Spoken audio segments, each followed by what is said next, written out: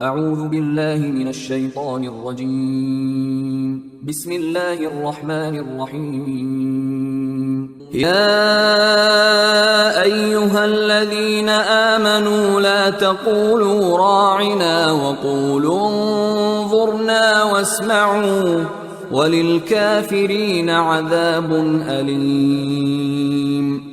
ما يود الذين كفروا من أهل الكتاب ولا المشركين أن ينزل عليكم من خير من ربكم، والله يختص برحمته من يشاء، والله ذو الفضل العظيم. ما ننسخ من آية أو ننسها نأت بخير منها أو مثلها.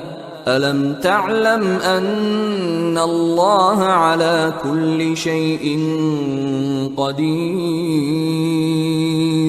ألم تعلم أن الله له ملك السماوات والأرض وما لكم من دون الله من ولي ولا نصير؟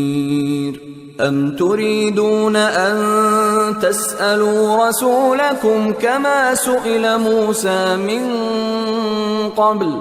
ومن يتبدل الكفر بالإيمان فقد ضل سواء السبيل.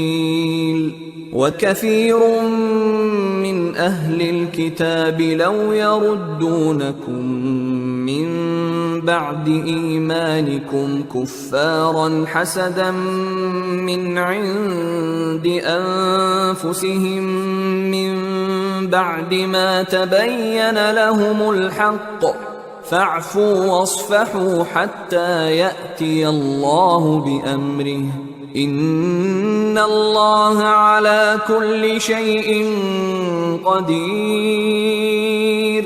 وأقيموا الصلاة وآتوا الزكاة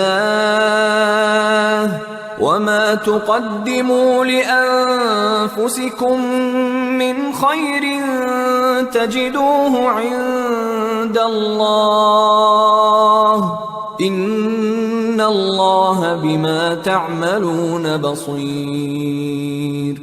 وقالوا لن يدخل الجنة إلا من كان هودا أو نصارى، تلك أمانيهم، قل هاتوا برهانكم إن كنتم صادقين. بلى من أسلم وجهه لله وهو محسن فله أجره